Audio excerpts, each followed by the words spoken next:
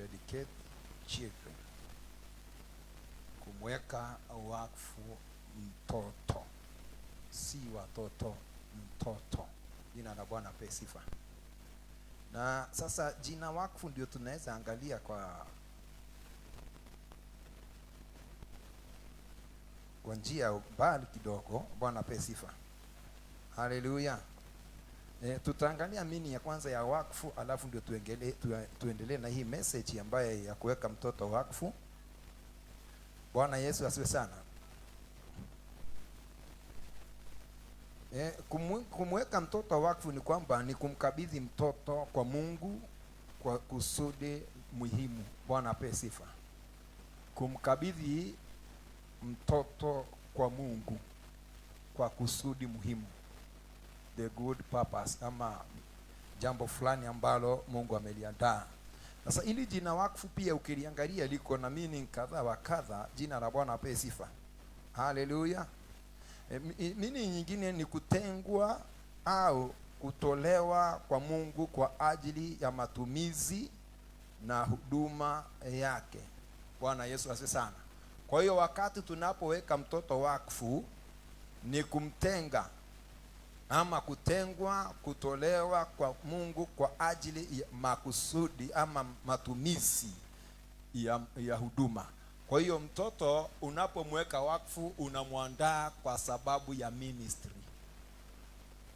Praise God. Jina la Bwana apewe sifa. Jambo lingine kwamba ni mtoto kuwekwa wakfu na wazazi wake ni kumleta mbele za Mungu na kumkabidhi mtoto kwa Mungu na kuomba aishi chini ya uongozi na mapenzi ya Mungu. Jina la Bwana apewe sifa. Yaani ni wazazi umleta mbele za Mungu, kumkabidhi mtoto kwa Mungu na kuomba aishi chini ya uongozi na mapenzi ya Mungu. Jina la Bwana apewe sifa. Shika hapa, wazazi, sio mzazi, wazazi. Kwa hiyo ni muhimu sana mtu yeyote ambaye walio wawili, Bwana apewe sifa, walete mtoto kwa madhabahu. Praise God. Na ule mtoto akiwekwa wakfu, anawekwa wakfu kwa sababu ya mambo mawili. Bwana apewe sifa. Ya kwamba aishi chini ya mapenzi ya Mungu. Haleluya. Na pia aishi kwa sababu ya kile ambaye amezaliwa nacho. Maana mtoto uibiwa mapema. Praise God. Mtoto destiny yake inaibiwa wakati amezaliwa. Haleluya. Jina la Bwana apewe sifa. Ama wakfu ni jambo lingine, ni mtu kuwekwa wakfu kwa huduma, mtu akitengwa rasmi kwa ajili ya kumtumikia Mungu katika huduma fulani. Bwana apewe sifa. Kwa hiyo wakati mtoto anapowekwa wakfu ama mtu mzima akiwekwa wakfu ni kutengwa. Bwana apewe sifa.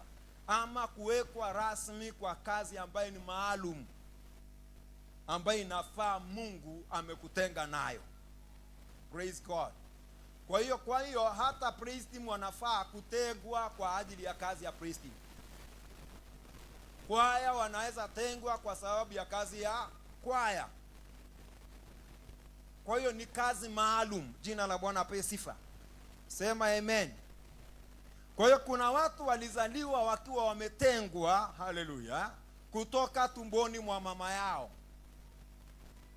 For example, Samson alizaliwa akiwa ametengwa. Jina la Bwana apewe sifa. Yeye alikuwa amezaliwa akiwa ametengwa. Kwa hiyo yeye kulingana na vile alipotengwa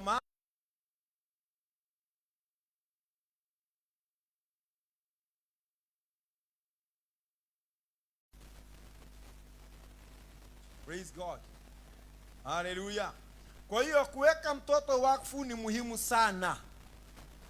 Sana. Jina la Bwana apewe sifa. Kuweka mtoto wakfu ni muhimu sana. Na hata kama uko hapa ukiwa mtu mzima hukuwekwa wakfu, basi hatuweki tena watu wazima wakfu. Jina la Bwana apewe sifa. Haleluya. Hatuweki watu wazima wakfu, tunaweka watoto wakfu. Haleluya. na watoto hawabatizwi. Tuelewane hivyo. Kwa hiyo kama ulibatizwa ukiwa mtoto, tutaangalia ilitoka wapi. Jina la Bwana apewe sifa. Watoto wanafanywa dedication. Hallelujah. Praise God. Kwa hiyo wakati wowote tunapofanya dedication, ni vizuri uelewe ya kwamba Mungu anatafuta hiyo nafsi. Halo? Hatuweki mwili mzima, tuna dedicate spirit yake. Wacha sasa tuanze moja kwa moja kwa sababu ya dakika zile tuko nazo. Haleluya. Kuweka mtoto dedication ni kumtolea Mungu kile alichokupa. Bwana apewe sifa. Wakati unapoleta mtoto kwa madhabahuni, ni kumrudishia kile alikupea. Halo? Unapeana, una dedicate spirit yake, alafu unamkomboa, unakuja naye. Halo? Unamkomboa kivipi? Ni vizuri wale wote watoto waliwekwa dedication, tukiangalia mpaka Yesu kuna kitu alienda nacho madhabahuni. Praise God. Hiyo sadaka ilikuwa ni ya nini? Hiyo sadaka ni kukubali umepeana mtoto spirit yake kwa Mungu ailinde. Jina la Bwana apewe sifa. Alafu hiyo sadaka ni ya kumtoa tena ule mtoto huo mwili uje ukae na yeye umuendeleze kile Mungu ameweka ndani yake. Jina la Bwana apewe sifa. Haleluya. Tuangalie 1 Samuel chapter 1. Tuanze na Samueli. Tunaangalia mtu ule ambaye tunamwangalia ni Samueli. Na Samueli tutamlinganisha na Yesu. Jina la Bwana apewe sifa. Samueli wa kwanza 28 ndio tunashughulikia.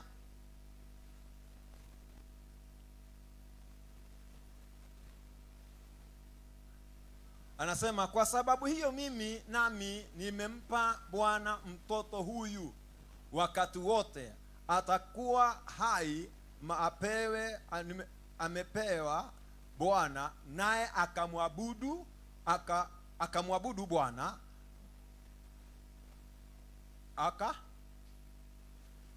akamwabudu Bwana huko. Bwana apewe sifa. Kwa hiyo wakati Hana alipoomba Mungu ampe mtoto, Mungu alimpea mtoto kwa sababu aliweka nadhiri na Mungu. Bwana apewe sifa. Jina la Bwana apewe sifa. Alipoweka nadhiri na Mungu, ukirudi kwa nyuma anasema ya kwamba na mtoto huyu haitapitishwa uembe kichwani mwake, nimemfanya mnadhiri. Jina la Bwana apewe sifa. Kwa hiyo alianza kumdedicate yeye kabla hajazaliwa, ya kwamba atatengwa kwa sababu ya kazi maalum ya Mungu, kwa sababu hata nyolewa nywele. Kutokunyolewa nywele ni mnadhiri, na mnadhiri ni kitu ambacho kimewekwa tofauti na mwingine. Jina la Bwana apewe sifa. Ni mtoto anazaliwa tofauti na wengine, like Samson. Jina la Bwana apewe sifa.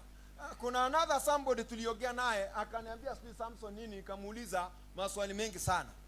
Alafu akaniambia kwamba mimi sinyoi nywele kwa sababu Samsoni hakunyoa. Nikamuuliza, ni wewe umehamua ama ni mzazi? Akasema ni mimi. Nikamwambia ya Samsoni sio Samsoni alihamua. Bwana apewe sifa. Maana marasta wanajiita Samson.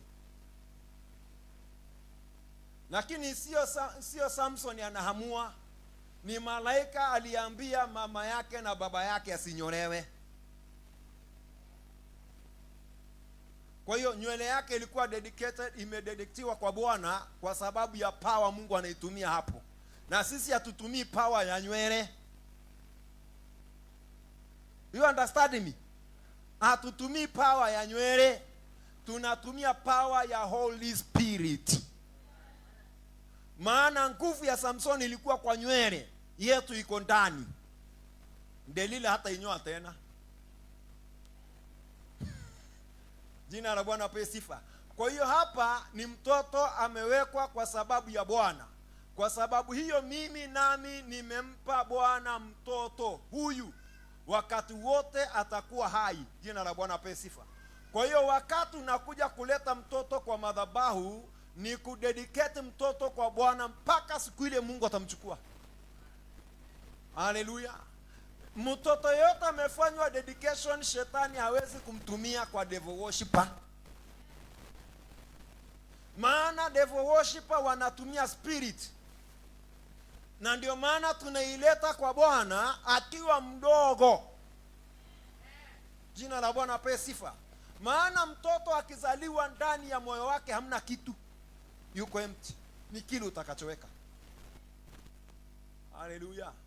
Kwa hiyo maneno yale tutaongea juu ya huyo mtoto ndio itatembea naye mpaka siku ile Yesu atarudi. Praise God. Sijui niulizie neighbor, wewe uliwekewa nini?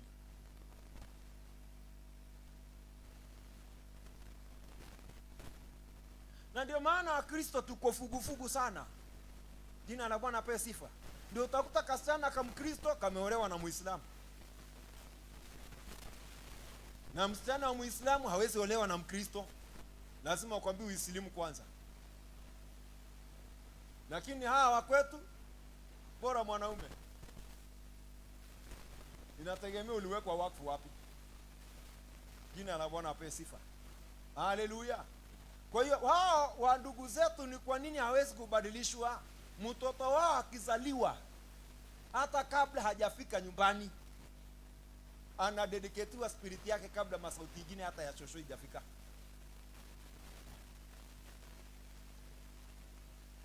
Akiwa huko tu kama kuna mwanaume yuko hapo ama ni baba yake, anamchukua anamweka kwa masikio.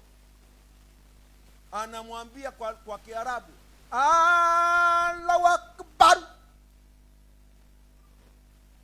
Anaiweka, anaisoma kitu inaitwa muadhin. Huyo mtoto hata akikua, ukimwambia Yesu anajua ni wakbaru.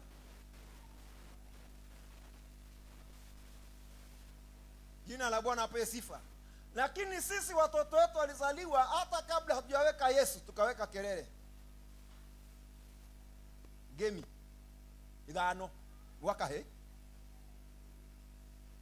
Kijana ngemi ngapi? Wakike? 4, 3. 4. Ndio kelele mingi. Ndio unaona kakosteni kanangojea gari iko na kelele matatu.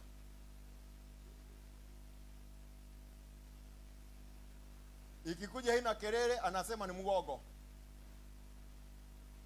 Na hata wamama na watu wakubwa hawaendagi na gari haina kelele. Ni ile tuliwekewa, maana mlipigwa game 5. 5. Alafu na wewe inaingia hii 5.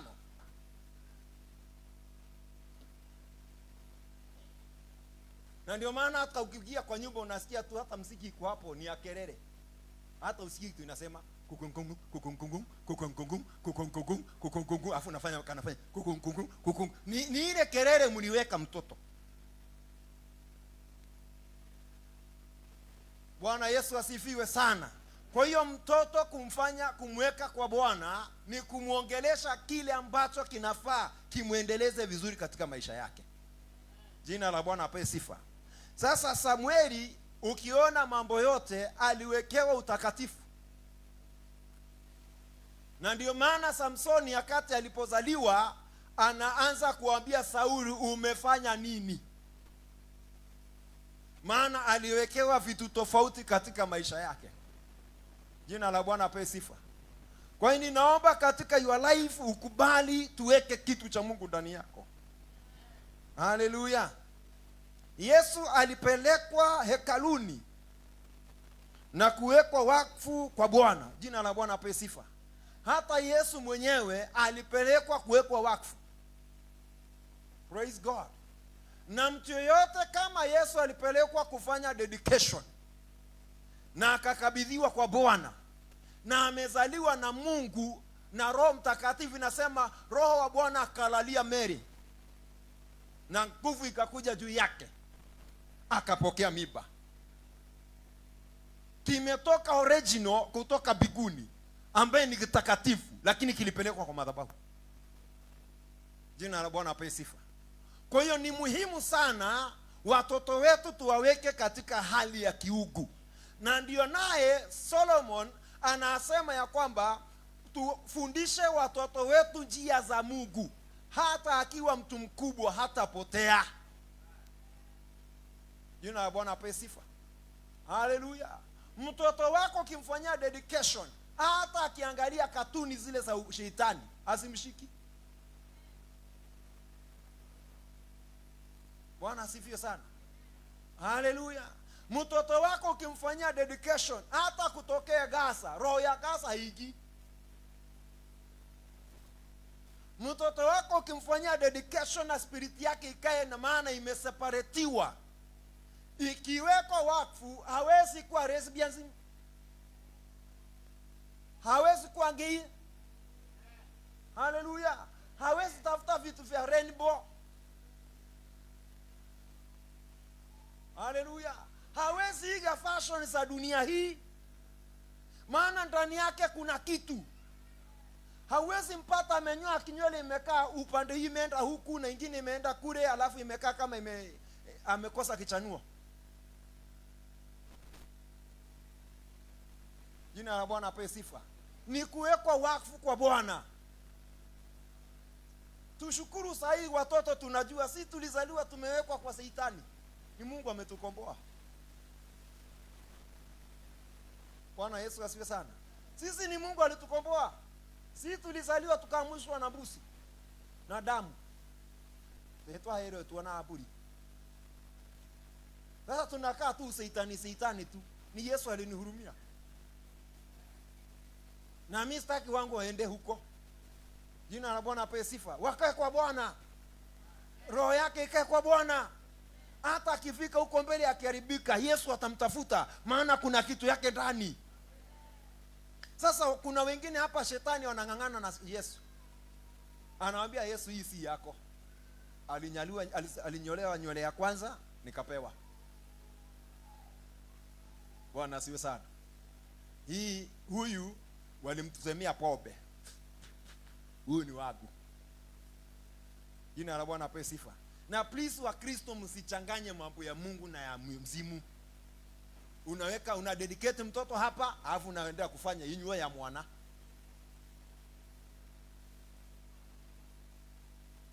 Usichanganye hizi vitu. Jina la Bwana apewe sifa. Haleluya. Tuingize mtoto kwa Mungu, akae kwa Mungu. Haleluya. Tuangalie Luke chapter 2 verse 22 mpaka 28. Tuone hapo Yesu akipelekwa kwa Bwana. Jina la Bwana apewe sifa. Haleluya. Na ukumbuke hii ya Yesu, mpaka kuna makuhani wamekaa, kuna watu wamekaa kwa hekalu miaka na miaka, mpaka mjane ameenda fasting ya 8 years. 8 years kwa sababu mtoto aje akafanya wakfu ili shetani asimuingilie. Jina la Bwana apewe sifa. Anasema kisha alipotimia siku za kutakazika kwao, kama ilivyo Torati, Musa alikwenda naye hata Yerusalemu. Umekimbisa, sijasoma hapo. Kuna kajina hapo. Wamemweka kwa Bwana, kumweka kwa Bwana. Kwa hiyo hata wakati siku yao za kufika, meaning ya kuleta mtoto kwa madhabahu, mtu na mzazi wake wakiwa wawili, na nyinyi mtakazike. Jina la Bwana apewe sifa. Maana Joseph pamoja na Mary walienda ili nao watakazike. Maana anasema kisha ilipotimia siku za kutakazika kwao, si kwake, kwao. Kwa hiyo familia, wakati mtakapokuja hapa pia na nyinyi mnatakazika. Jina la Bwana apewe sifa. Alafu nasema kama ilivyo Torati ya Musa, walikwenda naye hata Yerusalemu wakamweka kwa Bwana. Kuna watu wanasema Torati ya Musa. Kumbuka Biblia inasema kila neno lenye pumzi linafaa kufundisha na kuonya.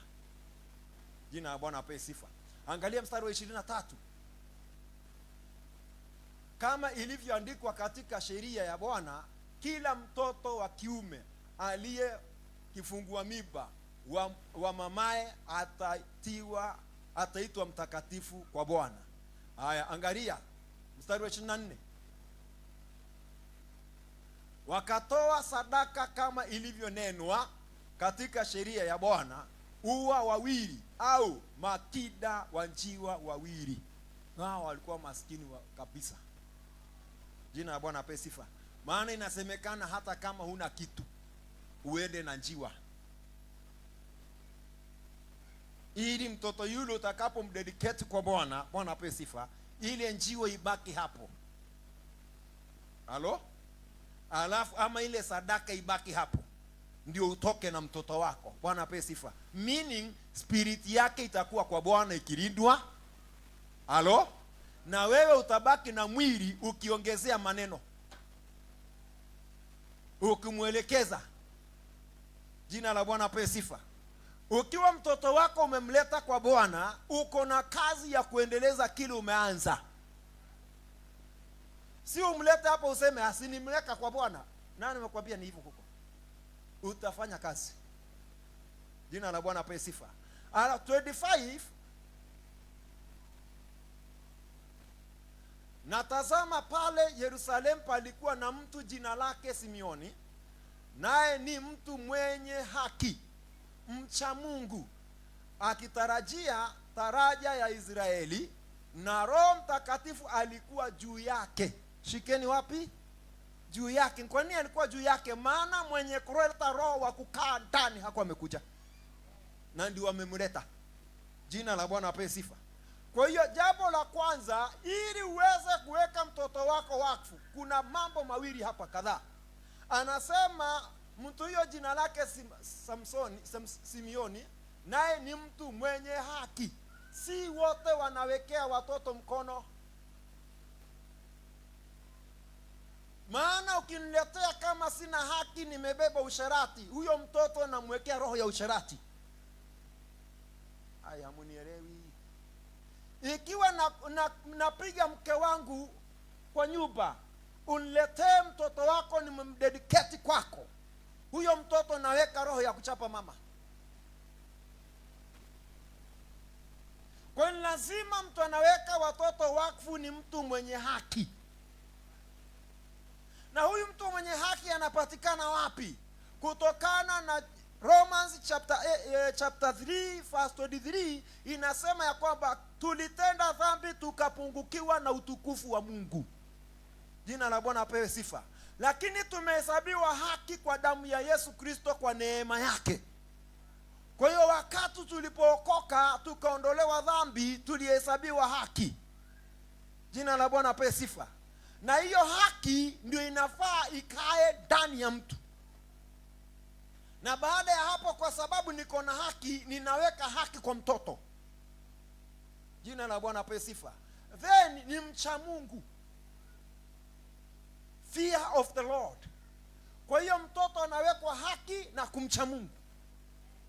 Jina la Bwana apewe sifa. Huyo mtoto hata akiingia kama ni dhambi, ile kitu ambacho kiko ndani yake kinamuongelesha, kinamwambia no. Hata akiharibika, hiyo itatembea na yeye siku zote ikimwambia rudi. Hata anafanya, alafu akifika mahali anasema na ninafanya nini? Jina la Bwana apewe sifa. Na ninafanya nini? Ni kile kiliwekwa ndani. Haleluya. Alafu pia faraja, akitarajia faraja ya Israeli, na Roho ya Mtakatifu alikuwa juu yake. Lazima awe na Roho Mtakatifu ili aweke Roho Mtakatifu ndani ya mtoto, asiweke maroho. Niulizie ni bauli weko gani? Ninaona wengine wanaweka watoto wakfu hivi.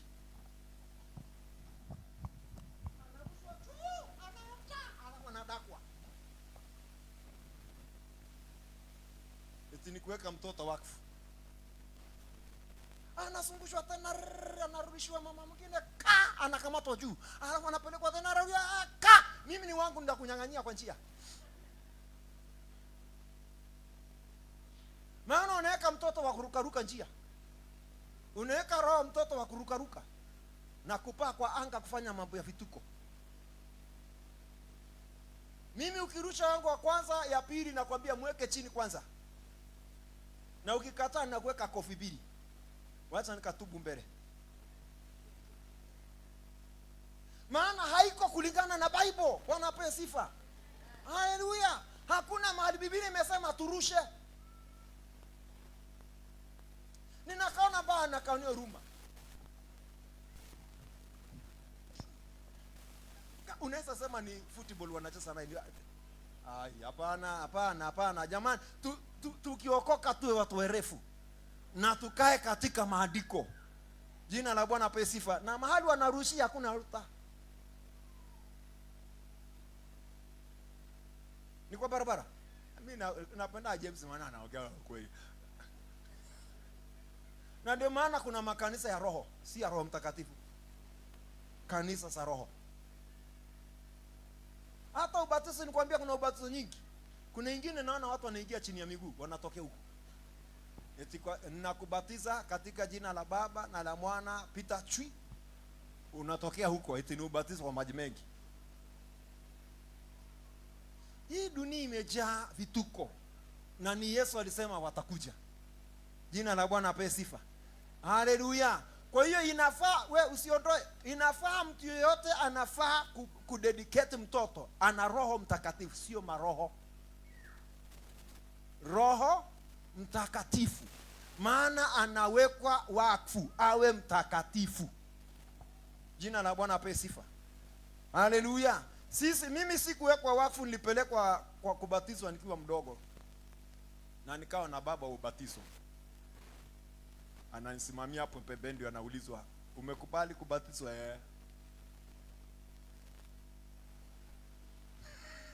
Ndiye eti anaitwa baba wa ubatizo, alikubali. Utamsema yani mtoto haongei, ni yeye anaongea kwa niaba, eti ndiye baba wa ubatizo. Nilipookoka akaniambia nimeasi dini, nikamwambia enda kabisa.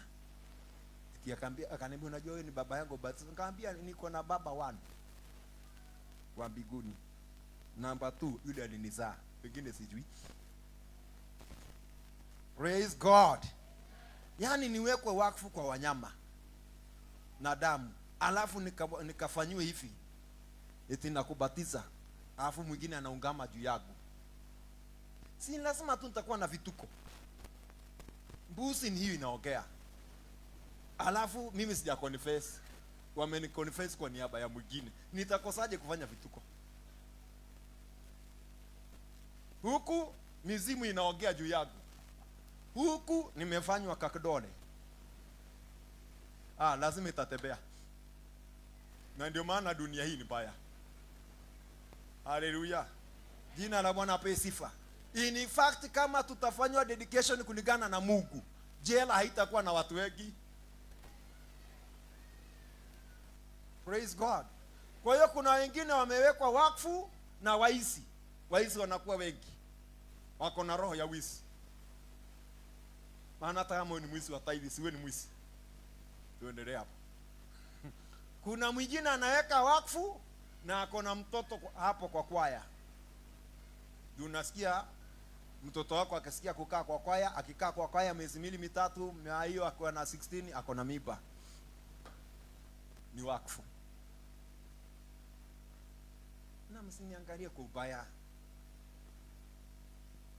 Ni tumeenda. Sisi tumeongea Roho Mtakatifu, atuongee maroho. Kwa hiyo lazima mtu awe na haki, mcha Mungu, mwenye roho wa Mungu. Jina la Bwana apewe sifa. Then angalia verse 26. Na kuna mwingine asikia akisema, pastor unaweza kuniweka tena wakfu? Maana umeona kuna maroho iliingia. Naye alikuwa ameonywa na Roho Mtakatifu ya kwamba hataona mauti kabla ya kumuona Kristo wa Bwana. Yani Mungu anakuandalia mpaka mtu akuweka wakfu. Praise God. Hallelujah. Yani unakuwa mcha Mungu, unakuwa mtu unapenda Mungu, mpaka Mungu anakuletea wale ambao anajua ukiwaweka wakfu wewe, haleluya, ni watu wamebeba Mungu wa kweli, na huyo atabeba Mungu wa kweli. Jina la Bwana apewe sifa. Alafu alipomuonya Roho Mtakatifu, alimuonya kabisa, akamwambia wewe utakufa mpaka uniwekee mtoto wangu dedication. Praise God. Ninaomba wale wanafikiria kupata watoto, uombe Mungu, Baba, yule atakayewekea mtoto wangu mkono awe na mambo matatu: mcha Mungu, mwenye haki, amejaa Roho Mtakatifu. Haleluya. 27. Basi akaja hekaluni ama kwa barabara. Kwa hiyo wa barabarani watatuambia wametoa wapi maandiko. Basi akaja hekaluni akiongozwa na Roho, na wale wazazi walipomleta mtoto Yesu ndani ili wamfanyie kama alivyokuwa desturi ya sheria. Desturi ni dedication. Jina la Bwana apewe sifa. Kwa hiyo walimleta wakiongozwa na nini? Please, hii si small letter, ni capital letter. Kwa hiyo ni Roho wa Mungu. Haleluya. Kwa hiyo mpaka Roho Mtakatifu, mpaka dedication Roho Mtakatifu kuongoza. Praise God. 28.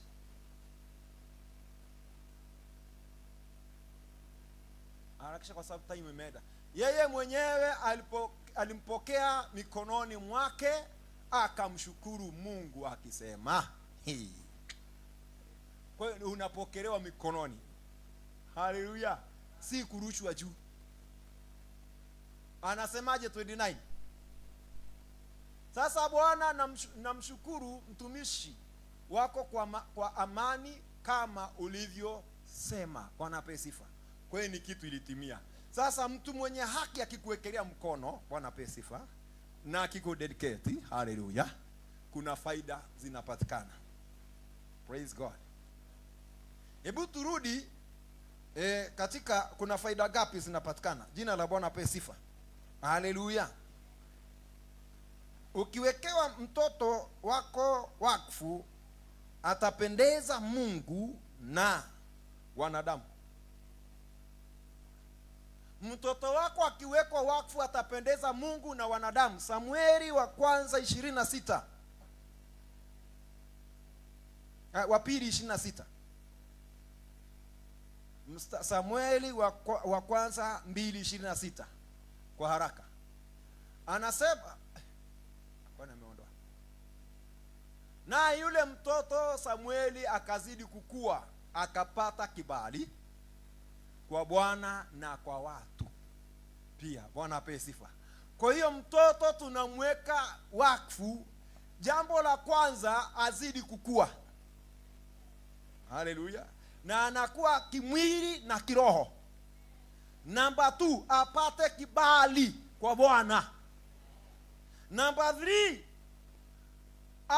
na kwa wanadamu, maana hatakuwa amehama duniani. Jina la Bwana apewe sifa.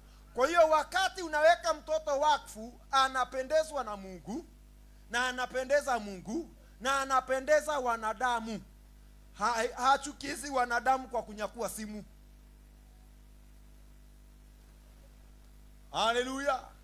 Hachukizi wanadamu kwa sababu kasichana kamenyakua vijana vya niiba. Halo?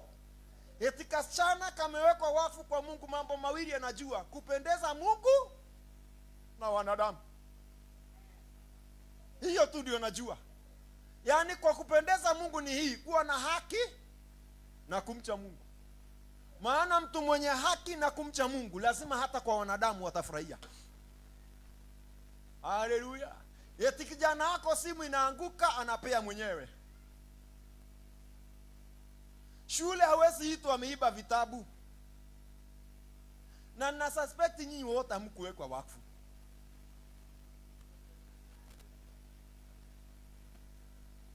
Na ndio maana pegs za neighbors zinapoteaga. Ukiona uko na pegs kwa nyumba sio za kwako, hukuwekwa wakfu. Ama kama uliwekwa wakfu na mwizi wa pegs.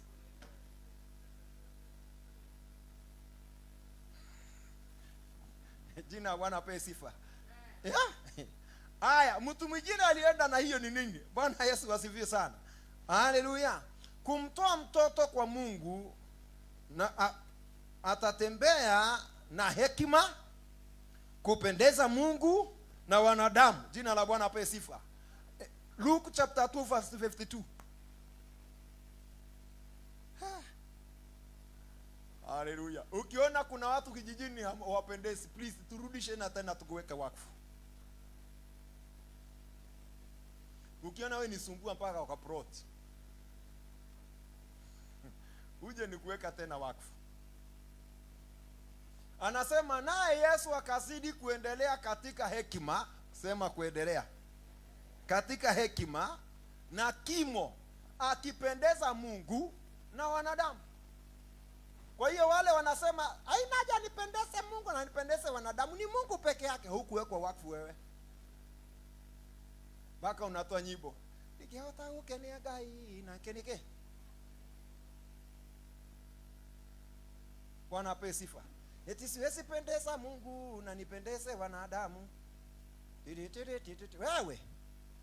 Wewe rudi uwekwe wakfu, kwa sababu wote waliwekwa wakfu na wenye haki. Haki lazima ifanye ipendeze wanadamu. Haki lazima ipendeze Mungu. Kumcha Mungu ni kunaonekana vile unakaa na wanadamu. Haleluya. Kwa hiyo watu wote watakayewekwa wakfu watoto leo, number 1 watembee na hekima. Number 2 haki. Number 3 kupendeza Mungu na wanadamu. Haleluya. Ukiandikwa kazi mahali hata hawakuchungi. Unaandikwa kazi ya nyumba kwa mtu hata wafungi bedroom. Lakini ukiona wanafunga mpaka wamefunga fridge, wamefunga bedroom, wamezima kwa hapo kwa bedroom, wameweka cut off ya stima ili usiangalie TV. Wewe ule alikuwekea wakfu una shida.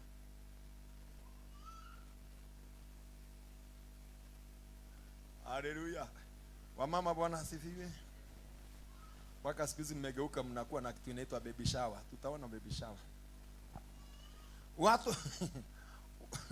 Watu walimletea Yesu watoto. Tuangalie sasa Yesu baada ya kuwekwa wakfu naye alifanyaje. Watu walimletea Yesu watoto, akawatelea, akawawekelea mkono na akawaombea. Kwa hiyo watoto wanafaa kubarikiwa. Praise God. Hallelujah.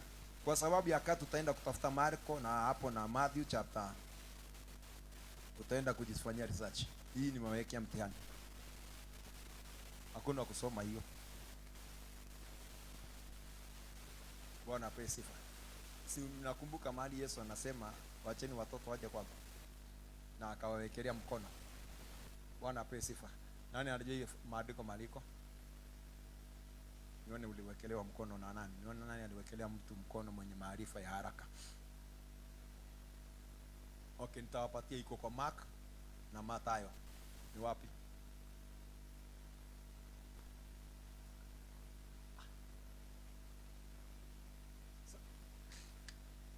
Wewe umeangusha mtihani. Nani amewapatia na umegoogle?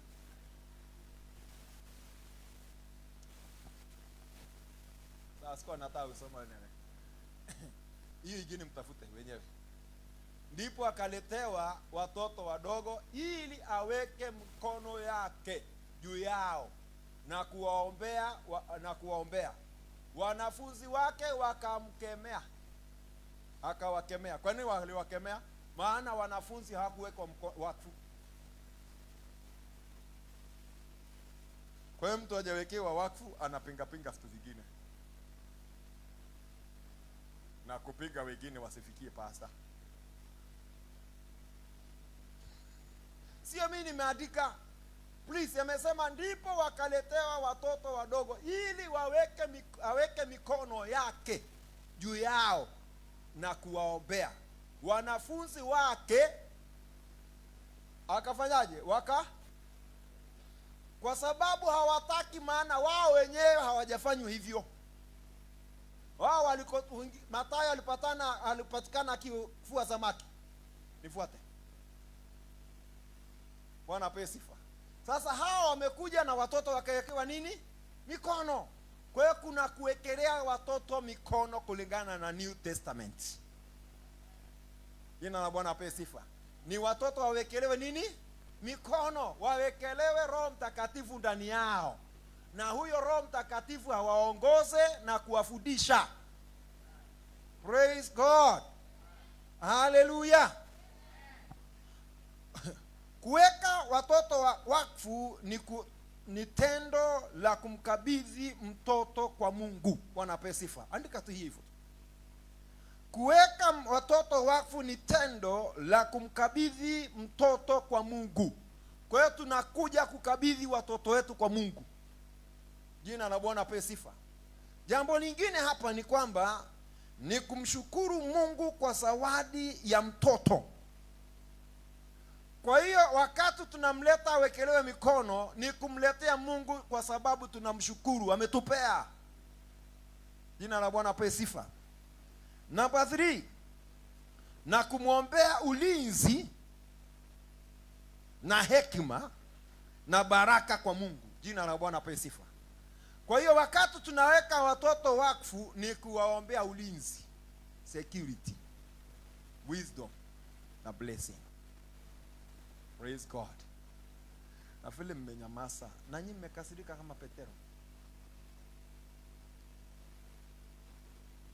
Bwana asifiwe sana. Unajua, najua mmekasirika maana leo ni mahubiri ya watoto, si yenu. Si hata nao watoto wanakasirika wakati tukiongea about baptism. Na mbona mnakasirika na watoto wakasirika? Na ndio maana watoto waliletwa kwa Yesu, maana ufalme wa Mungu umefanana na watoto. Wanapewa sifa. Kwa hiyo watoto wetu, ili tuwe na good generation, ni wawekwe wakfu. Wanapewa sifa. Na watoto wetu wasikufe hofio. Haleluya. Jina la Bwana apewe sifa. Ka corona kakikuja kanapita na watoto. Kinapita. Hapana, tumekataa. Na wale mliwekewa wakfu vibaya, tunabadilisha kwa ulimwengu wa roho. Jina la Bwana apewe sifa. Kwa hiyo sasa hii ninapoenda kuwekelea watoto mikono, nitachanganya na wambaya wengine, Bwana apewe sifa, wako na calling. Wakati nikiomba nilisikia wale mtu yoyote mwenye calling, wito. Paulo akamwambia Timotheo, uchochee karama uliowelekewa mikono na wazee. Hiyo ni wakfu. Jina la Bwana apewe sifa. Kwa hiyo kama kuna mtu yuko hapa ako na ministry ya kuimba, ile ministry iko ndani yako, Bwana apewe sifa, utawekelewa mikono, kwa sababu ili shetani asiibe. Maana shetani ana divert kile kiko ndani ya mtu. Unakuta umeenda kuimba disco na kutumbuiza kwa bar, ani shetani alibeba. Haleluya. Wale waimbaji wote unaona wanahiti kwa nyimbo za dunia, ni shetani aligeuza tu. Maana si alitoka nayo, ni kukimbia, alikimbia nayo biguni. Alipo hasi alikuja na vitu vyote. Ndio unaona hata tukiimba kanisani kuna saa ile tunaweka mtindo ya tunamleta mwenyewe kwa church, maana alichomoka nayo. Bwana apewe sifa. Maana alikuwa anaitwa nyota wa asubuhi, muibaji. Na ndio maana nauliza watu, wakati mnaambiwa ibada ya nyota, ni nyota gani mnarudisha?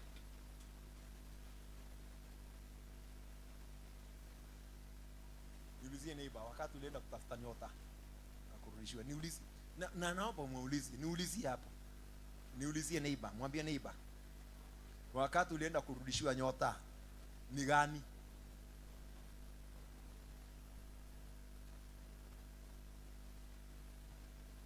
Amejua ni gani? Kuna nyota mbili.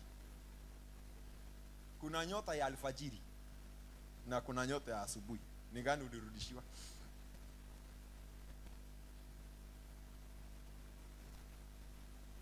Ninaenda kurudisha nyota. Nyota inarudi. Amen. Gani?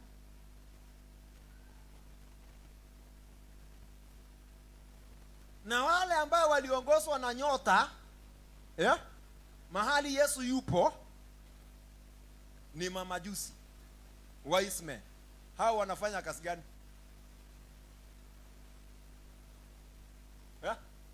Ni wa Mungu. Sasa ni nyota gani ulirudishiwa? Ni ya mamajusi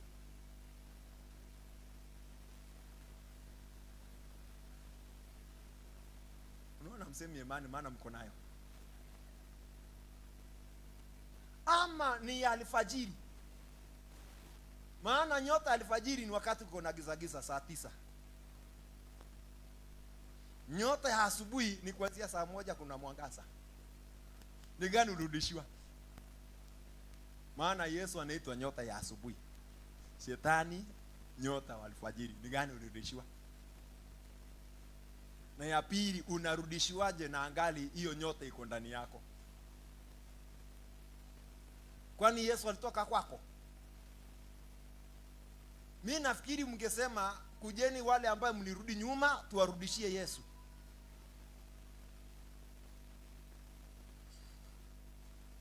Na nini mko na nyota? Kuna wengine ako na nyota imetoka wapi? Mko na nyota ngapi? Si hata OCS anakuwa na ngapi? Ni nyota ya OCS mrudishiwa.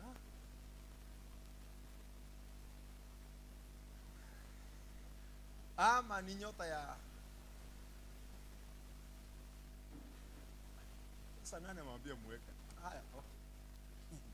Mimi Yesu ninamtuma malaika wangu akawashuhudie nyinyi mambo hayo katika makanisa. Mimi ndimi niliye shina la mzao wa Daudi, ile nyota yenye kung'aa asubuhi. Sasa nyinyi mnarudishiwa nyota ni gani? Sasa mimi leo tunaweka watoto wakfu, Bwana ape sifa, ambaye ni Yesu nyota, ambaye yake ni asubuhi na itokagi, inatolewaga na dhambi. Kwa hiyo haturudishagi nyota, tunarudisha backslider back to Jesus. Amina. Jina Bwana ape sifa. Hiyo ndiyo injili. Na ninaomba wale mmekuja wageni, Bwana ape sifa, na wale wote wenyeji hapa na wale mnayenisikiliza, Yesu alitumia tu one. Yes, Bible inafaa iwe na one message. One. Between Old Testament na New Testament kuna prophet alisimama katikati, anaitwa John the Baptist. Alihubiri message moja, repent, tubuni, ufalme wa Mungu ni sawa. Jina la Bwana ape sifa. Tunaona Yesu ambaye mwenye kukamilisha Biblia anakuja. John the Baptist anaongea katika Mathayo 3 mstari wa 2. Yesu anatokea Mathayo 4 mstari wa 17. Anasema tubuni, ufalme wa Mungu umekaribia. Mitume waliachwa, hawakutumwa kazi nyingine, enendeni mkahubiri habari ya ufalme wa Mungu na mseme ufalme umekaribia. Akaambiwa mahali mtakapoingia mukule vitu vyote na mtangaze ufalme wa Mungu umekaribia. Tumeelewana? Jina la Bwana ape sifa. Another disciples wamebatizwa na moto wa Roho Mtakatifu. Wanaanza kuhubiri, yule mlimuua, yule mlimtesa ndio amefanya hivi. Wanachomwa mioyo, wanaulizwa tufanye nini? Tubuni. Umeona message? Message tuliachiwa, hii ndio inaitwa habari njema. Haleluya. Kwa hiyo kanisa inafaa hata kama hata kama kunahubiriwa nini, tukumbushwe Yesu anarudi. Tukumbushwe dhambi ni mbaya. Kwa hiyo the good message ama the good news, Jesus is coming again. Na anakuja kuchukua wamejiandaa, ndio tunaanzia watoto. Jina la Bwana ape sifa. Kwa hiyo message zote kwa kanisa sinafaa habari za watu kukumbushwa tunaenda biguni, kukumbushwa dhambi ni mbaya, kukumbushwa dunia sio nzuri, sio kurudishiwa nyota. Na nafikiri nitaanza hii ibada hapa ya kuangalia vidole. Uko na nyota gani? God forbid. Naomba tumalizie hapo. Jina la Bwana apewe sifa. Lakini repentance ni muhimu. Wapendwa, tunaenda mbinguni. Wapendwa, huku si kwetu. Wapendwa, kuna mahali tunaenda. Wapendwa, hata kama unaona uko young na uko na kifua, kuna siku kitayayuka. Hata kama uko na sura inawaka kama nyota ya alfajiri. Unajua nyota ya alfajiri inawaka. Inaishaga. Hata kama uko flower age inayayukaga. Tukae kwa Yesu. Tukae miguuni kwa Yesu. Tutafute kuhubiriwa kwenda mbinguni. Tutafute kuambiwa mbingu inarudi, iko tayari kupokea watu wake. Haleluya. Hata kama tunataka mali na tunataka kuolewa, mbinguni hakuna kuoa na kuolewa. By the way, mbinguni kuna hii na shi. Mbinguni kuna hata mimi ni shi. Kwa hiyo hakuna besi mbinguni. Besi itakuwa na moja tu, ya Yesu akituoa bwana harusi. Na sisi tutaenda tumwambia praise God Jesus.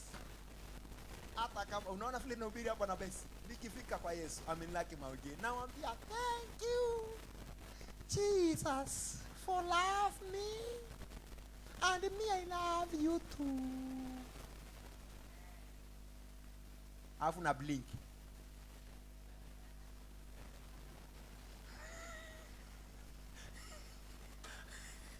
Maana nimekutana na Bwana. Haleluya. Hiyo siku ifike hiyo. Alafu tunafaa kuwa kama hapa. Hakuna hii. Hapa hakuna kwenda. Ile inaendaka ni hii. White pure. Na ndio tunaoga sahi. Tunajiosha sahi na neno. Eti tarumbeta ikisema puu. Kwa taarifa yako, kitu feki haiendi. Kama uko na nywele ya badia itabaki. Kama uko na kucha si yako, inaitwaje? Inabaki. Kama uko na rash, inaitwa rash. Eyelashes hiyo. Please, ambia neighbor yedi, hata kama inarepewa nayo, hata kama uko mrepo nayo, inadondoka yenyewe. Papa.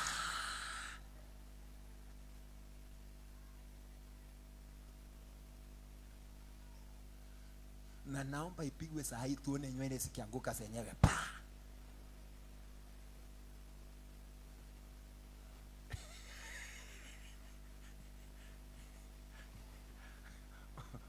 Ushaona mwe vile inachukua kuku manyoya ikidondoka. Maana Biblia inasema atakuja kufumba na kufumbua. Apiu! Anakukamata hapa kwa mgongo. Alafu tunaona kanywele kakidogo. Tukijua umenyakuliwa ni nywele tunaona. Na hata nguo ziedi. Ukitaka kujua pastor wenu ameenda, kila kitu anaenda na suti ya Mungu. Mungu aweke hai mpaka siku ile tutanyakuliwa. Haleluya. Lakini sijasema hiyo inangolewa tu, hata kama uko nayo urembo sahihi, lakini endelea kuwa mrembo hapa dunia. Lakini urembo wa mbinguni umeshaandaliwa. Ulishaandaliwa. Yaani vile uko mrembo sahihi ni hivyo kutakuwa. Sasa wewe wako hujui kujirembesha. Bwana awabariki sana, maana naona mko wazuri, tunaenda mbinguni. Please naomba tufike sisi wote. Ambia neighbor pastor na kuomba. Ujitengeneze. Kama kuna dhambi unafanya, wacha usibaki. Ili tuende. Kwetu ni mbinguni. Tuombe saa ya rudi. Suinamishe tu tuombe saa ya rudi. Mwambie Bwana tu kuja tu, maana dunia imekuwa baya. Kama basi hutaki arudi, jiombee tu, jiandae. Mwambie Bwana, nimejua mbinguni hakiendi kitu kichafu. Tubu dakika moja alafu tuombe. Wapendwa, bila repentance hatuendi mbinguni. Kama kuna dhambi inakusubua, tubu saa hii. Mwambie Bwana, hii dhambi imekaa na mimi sana.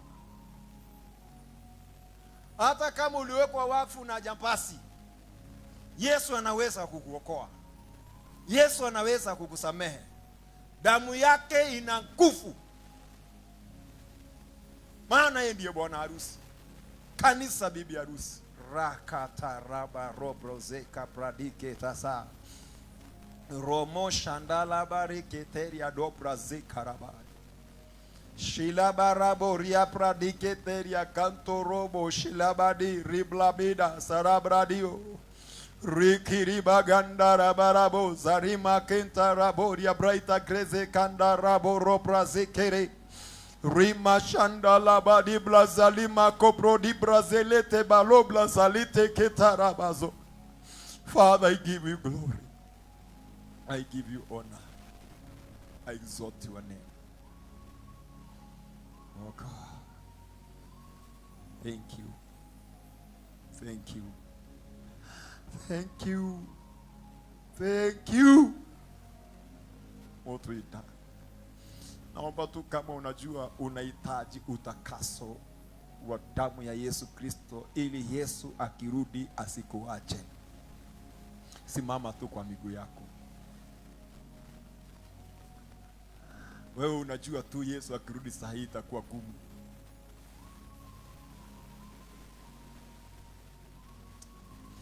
Oh, Mwadhani. Oh, Yesu.